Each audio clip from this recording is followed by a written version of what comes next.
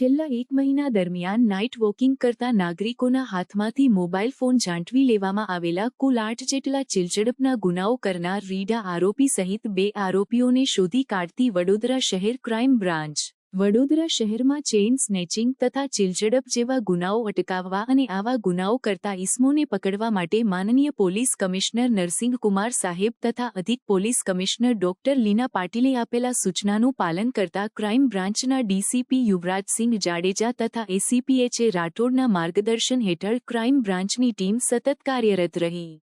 Crime બ્રાન્ચના police inspector RG Jadeja, HD Tavar, NG Jadeja અને police sub inspector PM ધાખડાની team patrolling દરમિયાન બાતમીના આધારે માનચલપુર વિસ્તારમાં ગઈ. તપાસ દરમિયાન 2 શંકાસ્પદ ઇસમો સફેદ એક્ટિવા સાથે મળ્યા, જેમણે ભાગવાનો પ્રયત્ન કરતા બંનેને ઝડપી પાડ્યા.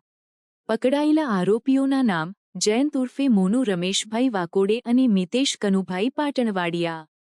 કબજે કરેલ મુદ્દામાલ: સેમસંગ મોબાઈલ ફોન કિંમત 10,000, પોકો મોબાઈલ ફોન કિંમત 5,000, વિવો મોબાઈલ ફોન કિંમત 5,000, રેડમી મોબાઈલ ફોન કિંમત 7,000, રિયલમી મોબાઈલ ફોન કિંમત 10,000, હોન્ડા એક્ટિવા 75,000.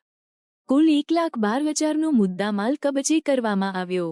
સમાચારોની ઝડપી અપડેટ માટે હમણાં જ સત્ય સ્વરાજ ન્યૂઝ ચેનલને લાઇક, શેર અને સબસ્ક્રાઇબ કરો.